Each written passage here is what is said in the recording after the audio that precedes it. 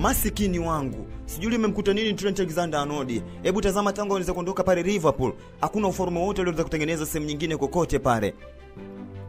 Lakini ukiweza kutazama kwenye leti ya mpira wa miguu, unaenda kusoma moja kwa moja kwamba Liverpool ligi kuu ya pale nchini Uingereza ni miongoni mwa ligi ngumu kuwahi kutokea duniani, na sio ligi kuu nyingine yoyote ile kwenda kushika usukani kwenye hiyo namba. Lakini ukiweza kuitazama kwa undani, ligi kuu ya pale nchini Hispania ni dhaifu kwa ligi kuu ya pale nchini Uingereza.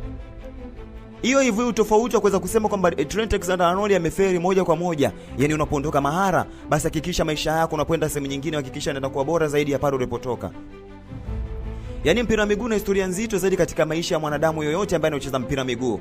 Kwa maana kwamba usipoweza kuhakikisha unapambania namba yako, basi unaonekana ni miongoni mwa wachezaji ambao una maana yoyote ile. Kwa maana kwamba Trent Alexander-Arnold bado mpaka sasa hajaonyesha chochote chokuwa nacho katika kikosi cha Real Madrid.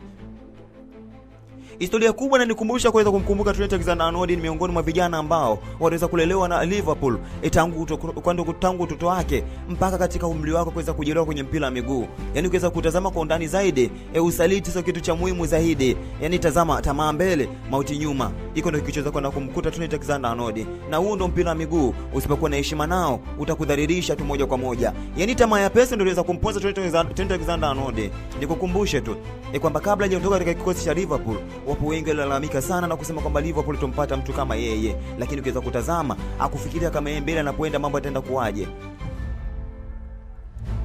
Ni ndoto kubwa kwa kila mwanasoka kuna kucheza katika kikosi cha Real Madrid ama timu ya Real Madrid, lakini hawatazami uko wanapoelekea mambo yatakuaje. Kwa maana kwamba ni timu ambayo yenye pressure kubwa na inahitaji matokeo kwa wakati mwepesi zaidi na sio kitu kingine chochote. Liverpool ilijitahidi kumsimamisha na kumwambia Trent, ni kitu gani unachoenda kufuata huko katika kikosi cha Real Madrid? Kwa maana kwamba utuambie mkataba wako unaenda kupokea utapokea kwa mwezi kiasi gani, lakini utakapoenda kutuambia basi sisi tutakupa hicho unachokitaka ili uweze kubakia hapa. Lakini baada yake akaenda kuwajibu kwamba anapokea pesa nyingi zaidi ambazo Liverpool wenyewe aliamini hawataweza kutoa. Lakini baada ya kwenda kufuatilia mabosi wa Liverpool, baada mkataba kuweza kusainiwa, mambo kama mazito kwa Trent Alexander-Arnold, kwa maana kwamba waliwadanganya mabosi ili enda akapate haone kwenye kosi la Real Madrid na ndoto zake ziweze kwenda kutimia. Langu jina ni Chiboko JR, na ili ni funzo tuweza kulipata kwa wanasoka wengi kuhusiana na swala zima la Trent Alexander-Arnold.